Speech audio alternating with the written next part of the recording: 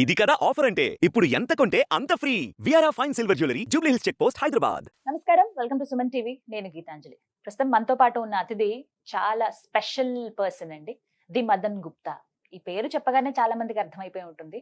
వారు వృత్తిరీత్యా ఒక డాక్యుమెంటరీ డైరెక్టర్, కానీ వారు చేసేటువంటి పరిశోధనలు మనలాంటి వాళ్ళకి ఒక మార్గదర్శకాలుగా అయిపోయాయి. ఎందుకు అనంటే వారు చెప్పే ప్రతి అంశం కూడా ఇలా ఉంటుందా, మన పురాణాలు కానీ ఇతిహాసాల గురించి కావచ్చు, అలాగే మన చరిత్ర గురించి చాలా అంటే అందరికీ అర్థమయ్యే రీతిలో వారు వివరిస్తూ వస్తున్నారు. మనందరికీ కూడా ఇలా జరిగిందని మనమే ఆశ్చర్యపోయేటువంటి అలాంటి అనుభూతులకి మనం లోనవుతాము. ఇవాల్టి అంశాలు ఏంటంటే చాలా ముఖ్యమైన విషయాలు మాట్లాడబోతున్నాం. అటు శివాజీ మహారాజ్ గారి గురించి, అలాగే ద్వారకా నగర నిర్మాణం గురించి, అలాగే ప్రస్తుతం ఉన్నటువంటి అంశాలు ఏవైతే కొన్ని కాంట్రవర్సీగా మనం చూస్తున్నామో ఇవన్నీ కూడా వారి మాటల్లో ఇవాల్టి డిస్కషన్ లో మీరు చూడబోతున్నారు. ఇక ఆలస్యం చేయకుండా ఇంటర్వ్యూ ప్రారంభిద్దాం. మదన్ గుప్తా గారు నమస్కారం సార్. నమస్తే అమ్మా. ఎలా ఉన్నారు? బాగున్నావమ్మా. చాలా సంతోషం. ఎప్పుడు మీట్ అయినా ఒక ఆత్మీయుల్ని కలిసిన భావన కలుగుతుంది. ఉండాలి, అది అది ఉంటేనే ఇప్పుడు human relation is what. Correct sir. అది ఉంటేనే బాంధవ్యం. హాయిగా సాంగత్యాన్ని అనుభవించగలం. ఏదో రిజర్వ్డ్ గా కాకుండా ఇంట్లో మనిషిలాగా భావిస్తాం. పెద్దవారు అసలు మీరు చెప్పే అంశాలన్నీ కూడా మాలాంటి వాళ్ళకి ఇంత ఉందా అసలు మనం తెలుసుకోవాల్సిన విషయం అని అనిపిస్తోంది సార్. జ్ఞానము అనేది అపరిమితమైనటువంటి ఇదమ్మా. అది అది నువ్వు ఎంత తెలుసుకోగలవు చెప్పు. నీ జీవితం ఎంత? నీకు ఒక నచికేతుడు అని ఒక క్యారెక్టర్ ఉంది మన వీటిల్లో. నచికేతుడు నీకు ఒక చిన్న ఇది చెప్తా నేను. చెప్పండి. నచికేతుడు ఏం చేస్తాడా అంటే, వాళ్ళ తండ్రి ఒక యజ్ఞం చేసి ఆవులన్నిటిని దానం చేస్తుంటాడు. ఏదైనా దానం ఇచ్చేటప్పుడు ఉపయోగపడే దాన్ని మాత్రమే దానం ఇవ్వాల. నీకు పనికిరాదు కాబట్టి వాళ్ళకి ఇచ్చేయడం కాకుండా ఉపయోగపడేది ఇవ్వాలి. సో మంచి ఆవుల్ని దానం చేయాల. ఆఖరికి ఒట్టిపోయిన ఆవులు ఉంటాయి ఆయన దగ్గర. ఆయన వాటిని దానం ఇస్తుంటే నచికేతుడు అడుగుతాడు, నువ్వు ఇట్లాంటి వాటిని దానం ఇస్తున్నావు, తప్పు కదా, ఇంకా లేవు కదరా, ఉన్నాయని ఇచ్చేద్దాం అనుకున్నాను, ఇచ్చేస్తున్నాను అని అంటాడు. లేవని ఎందుకు అనుకుంటావు, నీదైంది ఇంకోటి ఉంది కదా అని అంటాడు.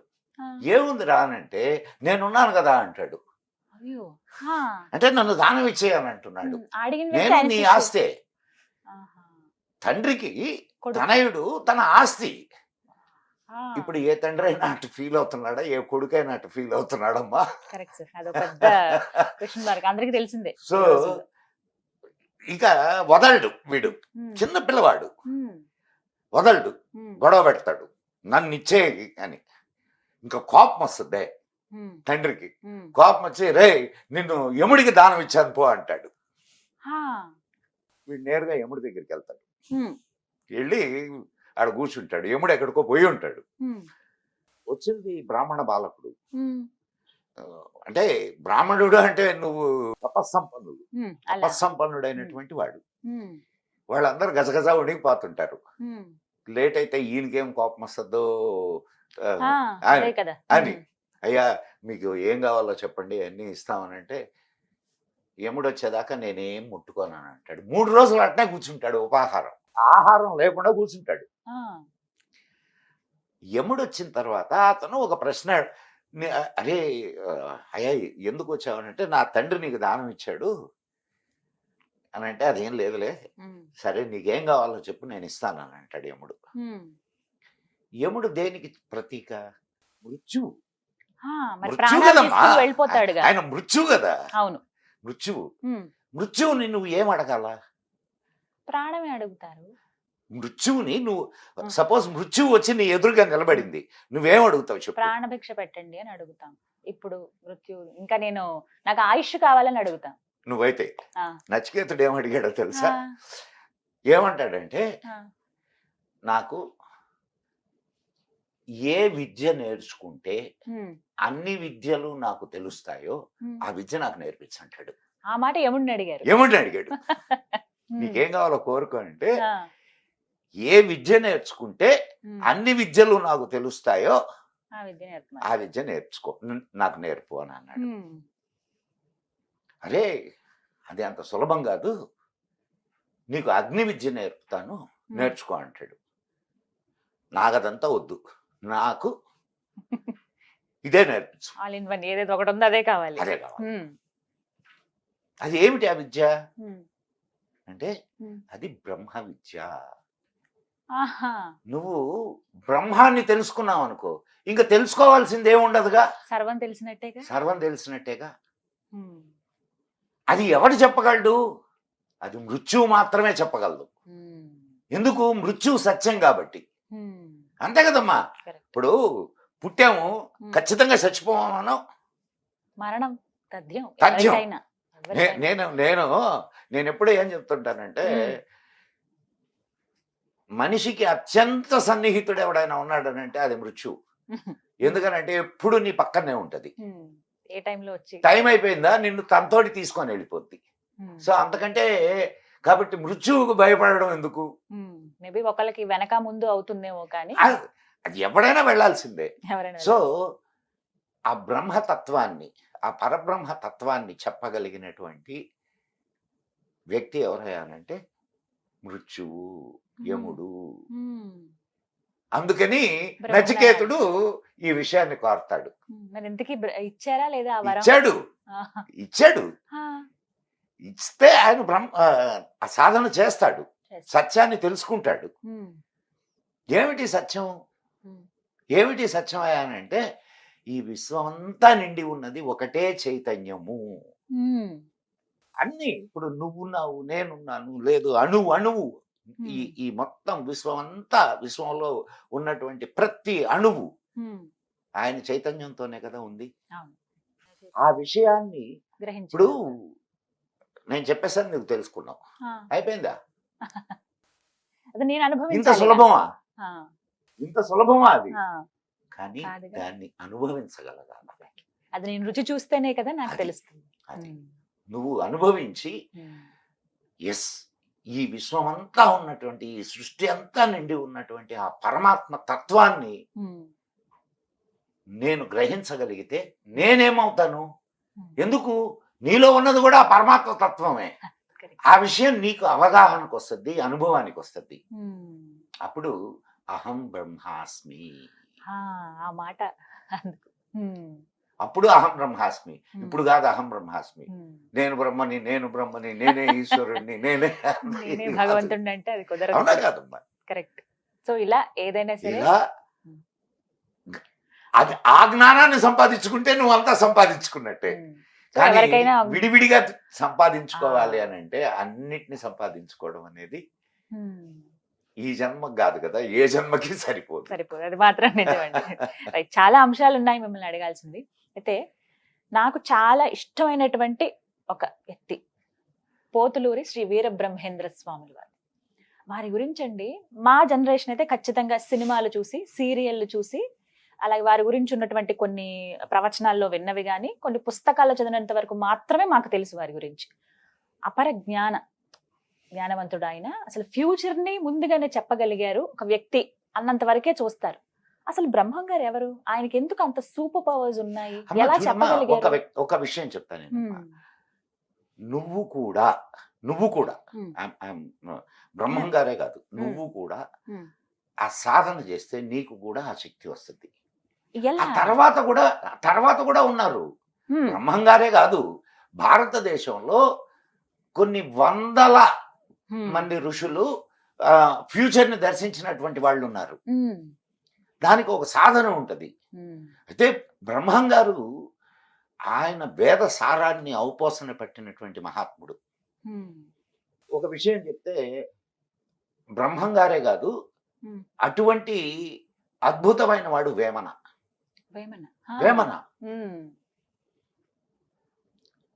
వేమన పద్యాలు ఎంత జీవిత సత్యాలు అవన్నీ ప్రతి ఒక్కరు తెలుసుకోవాల్సింది. వీళ్ళిద్దరూ ప్రాక్టీస్ చేసినటువంటి ప్రాక్టీస్ ఏందా అంటే స్వరశాస్త్రం. స్వరశాస్త్రమా? స్వరశాస్త్రం అంటే పాడడం కాదు, ఏదే సరిగమ పదనిసాలు కాదు. స్వరము అంటే శ్వాస. ఈ శ్వాసని ఇడ, పింగళ, సుషుమ్న, సుషుమ్న 3 నాడులు ఉంటాయి. నువ్వు జాగ్రత్తగా అంటే ఎవడు గమనించడు జనరల్ గా. ఉమ్, నీకు ఎప్పుడు రెండు ముక్కులు ఆడవు. ఉమ్, గాలి పీల్చేటప్పుడు ఒక ముక్కు ఎక్కువ ఒక ముక్కు ఎక్కువ పీలుస్తుంది, ఆ, ఒక ముక్కు చాలా తక్కువ తక్కువ. పీలుస్తుంది. ఆ. ఇప్పుడు మీరు అన్న వెంటనే గమనిస్తే అర్థమైంది. అవును, అవునా? కరెక్ట్ సరే, కరెక్ట్ అది. నీకు రాత్రిపూట కూడా ఉమ్, కొంతసేపు ఈ ముక్కు, కొంతసేపు ఈ ముక్కు, ఇటువైపుది ఉమ్, కుడివైపుది, కొంతసేపు ఎడమ వైపుది ఆడతాయి, ఉమ్, కొంతసేపు రెండు ఆడతాయి. అది ఆ, సుషుమ్న. ఆ, ఇది ఇడ పింగళ, చంద్రనాడి, సూర్యనాడి, ఆ. సుషుమ్న.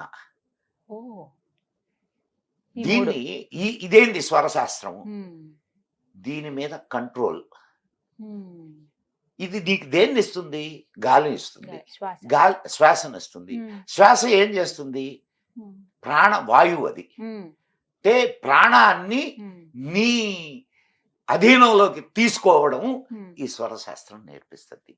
ఆ. నువ్వు ఎప్పుడు కావాలంటే అప్పుడు ఉమ్. ఏ నాడిని కావాలంటే ఆ నాడిని ఉద్దీపింప చేయొచ్చు. ఓ. ఉమ్. దానికి కొన్ని టెక్నిక్స్ ఉన్నాయి, నా చేతుల్లోనే ఉంటుంది నీ అది. చేతుల్లోనే ఉంటాయి. ఓ. చంద్రనాడి పనిచేస్తూ ఉంటే ఉమ్, నీ బాడీ శీతలత్వాన్ని పొందుద్ది. ఉమ్. Cool సూర్యనాడి పనిచేస్తూ ఉంటే ఆ, నీ బాడీ ఉష్ణత్వాన్ని పొందుద్ది. ఉష్ణం. రెండూ అవసరమేగా నీకు. ఖచ్చితంగా అవసరం. ఉమ్, మరీ చల్లగున్నా అది ప్రాణానికి ప్రమాదం, మరి వేడిగున్నా ప్రమాదమే. ఉమ్. కాబట్టి ఈ రెండింటిని Balance. బ్యాలెన్స్ మెయింటైన్ చేసేది ఈ రెండు అనమాట. ఓకే. ఉమ్, అండ్ నీకు రాత్రిపూట పడుకుంటావు కదా, ఉమ్, శాస్త్రం ఏం చెప్పుద్దంటే ఉమ్. సూర్యనాడి ఆడేటట్టుగా పడుకొని నిద్రపోవాలి. ఓ, ఎట్లా ఆడుద్ది? ఒకవైపుకి తిరిగి పడుకోమంటారు, అందుకని నేను. ఆ. ఎడం నువ్వు పక్కకి ఇటు తిరిగి పక్కగా ఇట్లా పడుకుంటే ఆ, ఈ ముక్కు ఇట్లా పైకి వచ్చింది అనుకో, ఉమ్, ఆటోమేటిక్ గా సూర్యనాడి ఆడడం మొదలు పెట్టుద్ది. ఆ. సూర్యనాడు అంటే మనకి రైట్ సార్, రైట్, రైట్. అంటే ఎడం వైపు తిరిగి పడుకోవాలి మనం, అందుకే. అంతే కదా. కరెక్ట్. లెఫ్ట్ సైడ్ పడుకోమని చెప్తారు. అంటే నాకు ప్రెగ్నెన్సీ టైంలో ఎక్కువ చెప్పింది అదే, కదా. ఎడం వైపుకి తిరిగి పడుకోవాలి ప్రెగ్నెంట్ ఉమెన్స్ అని మరీ ముఖ్యంగా చెబుతూ ఉంటారు. ఉమ్, వాటిని మన దినచర్యలోకి తీసుకొని వచ్చేసారు మన వాళ్ళు. ఉమ్, తీసుకొని వచ్చి మనం ఆరోగ్యంగా బ్రతకడానికి కావలసినటువంటి అన్ని ఈ ఈ స్వరశాస్త్రాన్ని అభ్యసిస్తే ఉమ్, బాడీలో ఎన్ని నాడులు ఉన్నాయి, ఉమ్, ఎన్ని హంసల ఆ, జపం జరుగుద్ది, ఉమ్, ఏ నాడి ఎక్కడెక్కడ ఉమ్, వైబ్రేట్ అవుద్ది, ఉమ్. ఇవన్నీ నీకు అనుభవంలోకి వస్తాయి. ఓ, దీని ద్వారా ఉమ్, నీ ఆ, అంటే షట్చక్రాలు అని అంటారు కదా, ఉమ్, హ్మ్? ఉమ్, నీ యోగ క్రియని ఉమ్, ముందుకు నడిపించవచ్చు. ఉమ్. అట్లా అలా ఒక్కొక్కటి ఒక్కొక్క develop యోగ చేసుకోవచ్చు. క్రియలో ఉమ్, నువ్వు ముందుకు నడిచే కొద్దీ ఉమ్, నీకు కొన్ని శక్తులు నీకు తెలియకుండానే నీకు వస్తాయి. ఉమ్. కుండలిని కుండల్ని జాగృతం అంటారు. జాగ్రత్త. కుండల్ని జాగృతం అయ్యి ఒక్కొక్క- మూలాధారం దగ్గర ఆ. స్టార్ట్ అయితే అలా సహస్రారం వరకు సార్ ఇది సహస్రారం వరకు వెళ్తే ఇంకేముండదు. విశ్వమేగా. ఆజ్ఞాచక్రం. ఆజ్ఞాచక్రం వరకు Hmm. ఆపుతారు. ఇంకా అక్కడి నుంచి సహస్రారం ఇట్స్ వెరీ నియర్. ఆజ్ఞాచక్రమే చాలా కష్టం అసలు. అక్కడే సుషుమ్నా నాడి ఉండేది. కరెక్ట్, ఎగ్జాక్ట్ ఇక్కడ అర్థమైందా? కిందకి. సుషుమ్నా ఇక్కడే ఉండేది. సుషుమ్న నీకు దీని వల్ల ఇది ఈ స్వరశాస్త్రం వల్ల సుషుమ్నా నాడి కంట్రోల్లోకి వస్తుంది. ఆధీనంలో. కంట్రోల్లోకి వస్తుంది. అంటే ఇవన్నీ ప్రాక్టీస్ చేశారు బ్రహ్మం గారు లాంటి వాళ్ళందరూ. వారితో పాటు ఇంకెంతో మంది. ఎంతో మంది. ఎందుకమ్మా మన వేమన గారు చెప్పారు కదా, వేమన గారు ఇట్లా ఆయన బ్రహ్మం గారు ఎంత తపస్సు చేశారో అంత తపస్సు చేశారు. ఆయన జీవ సమాధి. అవును, జీవ సమాధి. జీవ సమాధి అంటే ఏంటి? మనిషి బతికుండగానే కప్పెట్టడం. కిందకి వెళ్ళిపోయి అలా కప్పెట్టడం అంతే. మనిషి సమాధి. బతికుండగానే కప్పెట్టడం. పెట్టేస్తారు. అవును. అది ఎట్లా? కానీ ఇప్పటికీ ఉన్నారన్న బిలీఫ్ అయితే ఉంది ఎస్ కొంతమందికి. Yes yes yes. అట్లాంటి యోగులు నీకు మన రాష్ట్రంలోనే, ఇది తెలంగాణలో అనేక మంది యోగులు ఉన్నారు. అలా జీవ సమాధి చెందిన వాళ్ళు. జీవ సమాధి చెందిన వాళ్ళు. అంటే వీళ్ళు అంటే ఫ్యూచర్ ఎలా చెప్పగలిగారంటే ఈ నాడులు యాక్టివేట్ మరి చక్రాలు వాళ్ళకి యాక్టివేట్. ఏముంది ఇప్పుడు ఒక విషయం అమ్మాయి, పాస్ట్ అని చెప్పగలుగుతున్నారా? పాస్ట్ చెప్తారు, జరిగిపోయిందని చెప్తారు. జరిగిపోయిన దాన్ని ఎట్లా చెప్తారు? అది మాత్రం ఎట్లా చెప్పగలరు?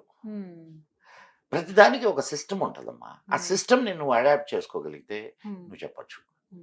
నువ్వు ఫ్యూచర్ని కూడా చెప్పొచ్చు. నీకు గుజరాత్లో భూకంపం వచ్చింది. అవును.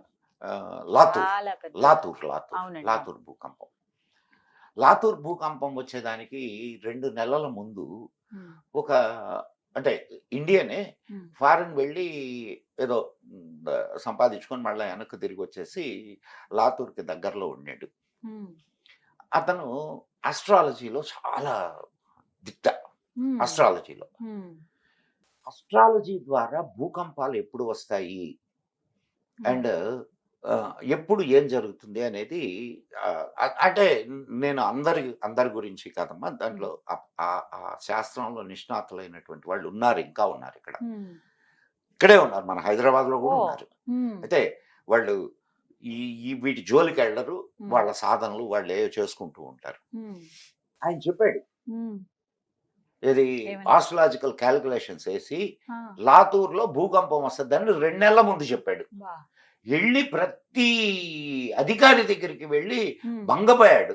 అరే బాబు, భూకంపం భయంకరమైన భూకంపం రాబోతుందరా, నువ్వు ఇక్కడి నుంచి వెళ్ళిపోండిరా నాయన, మీకు కావాల్సిన చర్యలు తీసుకోండి అంటే ఒక్కడిల్లా. అతను మాత్రం అతనికి తెలిసిన వాళ్ళని తీసుకొని వెళ్ళిపోయాడు. కానీ పరిస్థితి వినుంటే ఎలా ఉండేది? ఇది నేను చెప్పింది కాదు, ఆనాటి పేపర్స్ లో కూడా వచ్చింది ఇది, లాతూర్ భూకంపాన్ని గురించి. సో ఇలా ముందుగానే గెస్ట్ చేయొచ్చు. ఇదంతా ఒక సిస్టమ్ లో నడుస్తుంది అమ్మాయి. ఇప్పుడు ఈ విశ్వం అంతా ఒక రచన, ఒక మీన్ ఎగ్జాక్ట్ ఫ్రేమింగ్. ఆ ఫ్రేమ్ నువ్వు తెలుసుకోగలిగితే నువ్వు విశ్వరహస్యాలను తెలుసుకోగలవు కదా, అవునా కదా? అది రీచ్ అవడమే కష్టం. ఆ ఫ్రేమ్ని తెలుసుకోవాలంటే దానికి కావాల్సిన, ఇప్పుడు ఏదైనా అమ్మాయి నువ్వు ఏం చదువుకున్నావు? నేను బిఎస్సి బయోటెక్నాలజీ. బిఎస్సి బయోటెక్నాలజీ చదువుకోవడానికి అంటే బయోటెక్నాలజీ నేర్చుకోవడానికి బిఎస్సి పుస్తకాలు అవన్నీ నువ్వు చదువుకోవాలి. ఇది కూడా విద్య కదమ్మా. దీనికి సంబంధించినటువంటి ఇప్పుడు నువ్వు పుస్తకాలు చదివేటప్పుడు ఏం చేస్తావు? అదంతా బాగా కొన్ని బట్టి పట్టడము, లేకపోతే దాన్ని అవగాహన చేసుకోవడం చేస్తాను. అవును, గుర్తుపెట్టుకుంటాను. ఇది కూడా విద్య కదమ్మా. కరెక్ట్. దీన్ని సాధించాలి అని అంటే దానికి ఉన్నటువంటి సబ్జెక్ట్ నువ్వు తెలుసుకోవాలి, దానికి చేయాల్సినటువంటి సాధన నువ్వు చేయాలి, చేస్తే నీకు వస్తుంది. అయితే బ్రహ్మం గారు చెప్పిన దాంట్లో కొన్ని ఇప్పుడు కొన్ని రిలేట్ చేశారు. ఏదంటే కరోనా విషయం. చైనా అనేటువంటి పలానా ప్రదేశంలో ఒక పెనుగాలి పుడుతుంది, అది మొత్తం ప్రపంచం అంతా వ్యాపించి కొన్ని కోట్ల మంది నాశనం అయిపోతారు అని. అంటే ఎగ్జాక్ట్ గా అదే చెప్పారా ఆయన కరోనా గురించే నా ప్రస్తావన? నీకు అమ్మాయి, నీకు ఇంకొక చిన్న ఇది చెప్తాను. వీళ్ళందరూ చాలా మిస్టేక్ వేలో చెప్తారు ఇవన్నీ. అంటే అర్థం కానట్టు చెప్తారు. ఇప్పుడు బ్రహ్మం గారు చెప్పిన నోస్ట్రడామస్ అని ఉన్నారు, నోస్ట్రడామస్ చెప్పిన, అండ్ ఇంకొక బ్లావెట్స్కి ఆమె చెప్పిన, ఇంకా చాలా మంది, ఇప్పుడు పేరు వంగా బాబా అని ఆమె చెప్పిన, వీళ్ళందరూ కూడా ఒక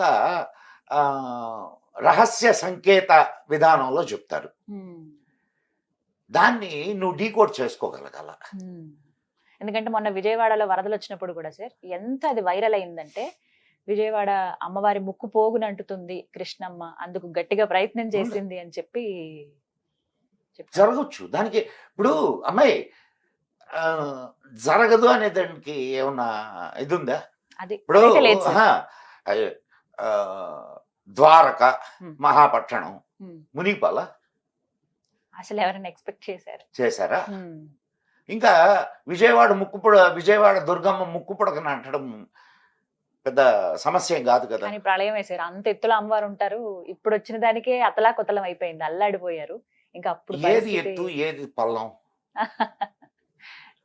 ఇప్పుడు నువ్వు ఎత్తులో కూర్చొని ఉన్నావు, ఇక్కడికి రాదు అనేటటువంటి ఇదేమన్నా ఉందా? ఇక్కడికి వచ్చేది ఇక్కడ వస్తుంది. ఇప్పుడు టెక్టానిక్ ప్లేట్స్ కదలిక వల్ల అసలు కొండలు కొండలు కొండల లోపలికి వెళ్ళిపోతాయి, ఇంకొక చోట కొండ కొండ పైకి లేస్తుంది. పైకి లేస్తుంది. మరి ఏమైనా జరగచ్చు అయితే. ఏమైనా జరగచ్చు. మీకు బాగా ఆశ్చర్యం అనిపించింది ఏమైనా ఉందండి బ్రహ్మం గారు చెప్పిన దాంట్లో పర్టికులర్ గా? ఆయన చెప్పింది ప్రతిదీ ఆశ్చర్యమే కదమ్మా. నువ్వు ఏమన్నా ఇప్పుడు మసిగుడ్డలు పాత గుడ్డలు మాడకమ్మేరయ్యా.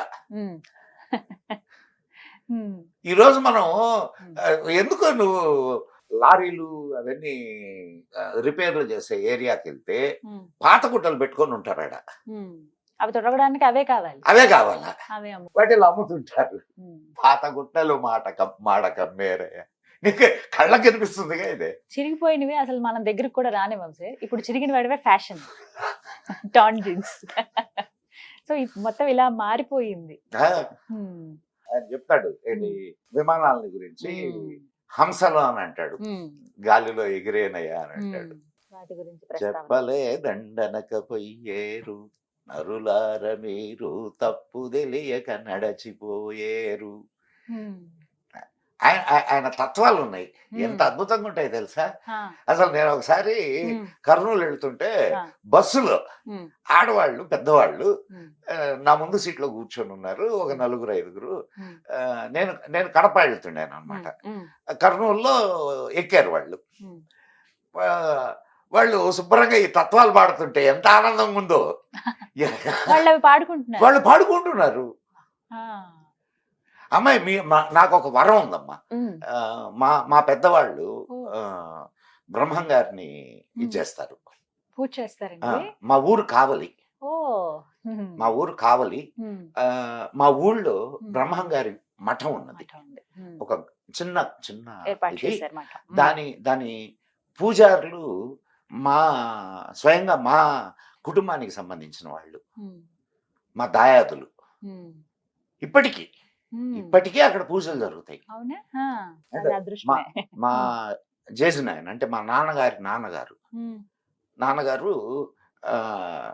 అంటే దీక్ష తీసుకోవడం అంటారు. బ్రహ్మంగారు దీక్ష తీసుకున్నటువంటి వాడు. నన్ను ఒళ్ళో కూర్చోబెట్టుకొని నా చిన్నప్పుడు నాకు ఇంకా బాగా గుర్తుంది, బ్రహ్మంగారి కథలు చెప్పేవాడు. అలా మీరు చిన్నప్పుడు అట్రాక్ట్ అయింది ఏదైనా ఉందా సార్? ఇవన్నీ అట్రాక్షన్స్ కదా. ఇప్పుడు మీతో మాట్లాడుతున్నానంటే అవన్నీ ఆ రోజు ఎప్పుడు నాకు ఊగ తెలియని వయస్సులో చెప్పిన కథలు అయ్యి. ఆ తర్వాత నేను అక్కడికి వెళ్ళొచ్చాను, చూశాను అన్ని. తర్వాత అధ్యయనాలు వేరు, కానీ ఆనాడు మా తాత నన్ను ఒళ్ళో కూర్చోబెట్టి చెప్పినటువంటి కథ ఏదైతే ఉందో అది ఈ రోజు నేను నీకు చెప్పగలుగుతున్నానా లేదా? కరెక్ట్, అది నిజమేగా. అవి మీరు అంటే బ్లడ్ లో ఉంది ఒకటి, మీరు అది ఫీల్ అవ్వారు. అది నీకు ఇప్పుడు ఆయన పుష్పగిరి సంస్థానం తెలుసా నీకు? పుష్పగిరి తెలుసు. విన్నావా, చూసావా? చూడలేదు సార్, విన్నాను. వెళ్ళిరా ఒకసారి. శంకరాచార్యులు వారి ఇదనమాట. అక్కడ ఎప్పుడు కూడా అమ్మా, ఇప్పుడు ఆయన గొప్పవాడు, ఆదిశంకర్లు మహానుభావులు. ఆదిశంకర్లు మహానుభావులని ఆయన పేరు చెప్పుకునే వాళ్ళందరూ మహానుభావులు అవుతారా? మొట్టమొదటి వ్యక్తి. అవునా కాదమ్మా? ఇప్పుడు అక్కడ బ్రాహ్మణులు ఈయన్ని అడ్డుకున్నారు. అడ్డుకుంటే ఈయన శాపం ఈ రోజుకి పుష్పగిరి పీఠాధిపతి హైదరాబాద్ లోనే ఉంటాడు, బేగంపేట దగ్గర. తెలుసా? తెలుసు. మరి ఆనాడు ఆయన ఇచ్చిన శాపం అది. నేను వెళ్ళాను అక్కడ పుష్పగిరి. అక్కడ అమ్మవారి గుడి ఉంది లోపల. అమ్మవారి గుడి ముందు ఇంతెత్తు శ్రీచక్ర మేరు ఉన్నది. అంటే నేను చాలా రోజులు అయింది, చాలా సంవత్సరాలు అయింది వెళ్ళి. ఈ మధ్య కాలంలో వెళ్ళలేదు నేను. నాకు చాలా దగ్గర. ఇప్పుడు ప్రొద్దుటూరులో నా చెల్లెళ్ళు ఉన్నారు, నా బావలు. నాకు ప్రొద్దుటూరుకి 3 చెల్లెళ్ళని ఇచ్చాం కాబట్టి ప్రొద్దుటూరు వెళ్ళినప్పుడల్లా నాకు ఇవన్నీ చుట్టుపక్కలే. కాబట్టి మనం గమ్ముకుంటాంగా, ఎక్కడికి పోయినా తిరిగే కాదు తిట్టేనోరు ఊరుకోదని అక్కడ తిరిగేసి వస్తాం, ఇక్కడ తిట్టేస్తుంటాం. సో ఆ ఏరియాలన్నీ తిరిగి వచ్చాను నేను. అక్కడ ఒక ముసలావిడ చాలా పండు ముసలి, ఆవిడ అక్కడ పూజాధికారులు నిర్వహిస్తుంది, లేడీ. ఆమెను అడిగితే అయ్యా ఇక్కడ స్త్రీలే ఈ పీఠాన్ని అంటే మేరుని కొలవాలనే ఒక నియమం ఉందయ్యా అని చెప్పింది. మహిళలు మరి మహిళలకు అది లేదు, మహిళలకు ఇది లేదు, ఇవన్నీ ఎంత అవకాశం చూడండి, ఇది గొప్ప ఎంత అవకాశం అండి. మా చాలా గుళ్ళు ఉన్నాయి తెలుసా నీకు, స్త్రీలే పూజ చేస్తారు అక్కడ. మగవాళ్ళు నో ఎంట్రీ, నో ఎంట్రీ పూజ చేయడానికి దండం పెట్టుకోవడానికి ఎంట్రీ ఉంది, పూజ చేయడానికి లేదు. పూజారులుగా పూజ చేసే వాళ్ళుగా అలా ఎంట్రీ లేదు. చాలా ఉన్నాయి. బ్రహ్మంగారు కూడా మహిళలకి పెద్దపేట వేశారు కదా వారి అమ్మాయికి. 100 మంది కొడుకులున్నా ఒక కూతురు ఉండడమే గొప్ప అని చెప్తారు కదా. ఎప్పుడైనా అమ్మా, ఎందుకు ఇప్పుడు మన ఇళ్లలో కూడా అమ్మాయి పుట్టింది అని అంటే మహాలక్ష్మి పుట్టింది అని అంటే వెంటనే ఆ మాట వస్తుంది. అవునా కదా? మరి అంటే దాని అర్థం ఏంటి? ఇప్పుడు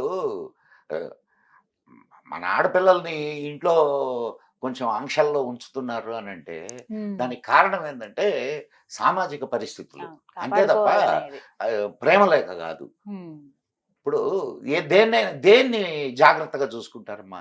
అపురూపం విలువైన వస్తువునే కదా జాగ్రత్తగా చూసుకుంటారు. మరి విలువైన వస్తువే కదా, విలువైనదే కదా స్త్రీ, కాబట్టి జాగ్రత్తగా చూసుకుంటారు. కొంచెం జాగ్రత్త ఎక్కువ కావడం వల్ల వచ్చిన సమస్యలు ఇవన్నీ. మా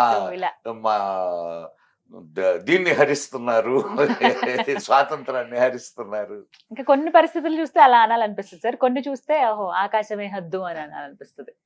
ఇప్పుడు సమాజం అన్న తర్వాత అన్ని ఉంటాయి, అన్ని రకాలు ఉంటాయి. అందరు మనుషులు ఒకేలా ఉంటారు చెప్పమ్మా. సో మీ ఎక్స్పీరియన్సెస్ అయితే ఇలా ఉన్నాయి బ్రహ్మంగారి గురించి. బ్రహ్మాండంగా. ఇప్పటికీ వెళ్ళినా మీరు అలా కనెక్ట్ అవ్వగలుగుతారు కదా సార్? అక్కడ ఉన్న ఇదేంటంటే ఇప్పుడు దీని రాబోయే సమయానికి ఉండేటటువంటి అంటే ఫ్యూచర్, ఆయన ఇప్పటి వరకు బయటకు వచ్చింది ఈ కొంతకాలం వరకు అన్నమాట.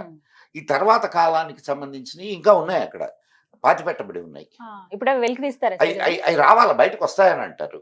మరి ఎట్లా వస్తాయి ఏంది అనేది నాకు తెలియదు. దాని గురించి ఆయన కూడా పలానా సమయంలో నేను బయటకు వస్తాను, ఇట్లా పలానా ఇంట్లో పుడతాను అంటే చెప్పారు. ఇది నాకు అది కల్కి అవతారానికి రిలేటెడ్ గా ఉంటుంది ఆయన చెప్పిన. ఉండబోతోందా బ్రహ్మంగారి ఆగమనం కూడా, మళ్ళీ పునరాగమనం? ఏమోనమ్మా, ఇప్పుడు పునర్జన్మ ఉన్నప్పుడు ఎందుకు నమ్మకూడదు? దాన్ని నమ్మాల్సిందే, వారు చెప్పినవన్నీ వింటే చూడాలి. ఏదైనా నువ్వు ఒక కొన్ని విషయాల్లో you should not come to a conclusion. రాకూడదు sir, correct. You should be an observer. Wait చేయాలి, అబ్జర్వర్. కరెక్ట్. నువ్వు కన్క్లూషన్ చేయకూడదు, కన్క్లూషన్ ఇవ్వకూడదు. Thank you so much sir, valuable time spend చేశారు. చాలా విషయాలు ఇంకా చాలా మాట్లాడాల్సి ఉన్నాయి, మరి కొద్ది రోజుల్లో మళ్ళీ కలుద్దాం. నమస్కారం సార్. ఓం నమః శివాయ. Thank you sir, thank you so much. జై హింద్, జై మా భారతి.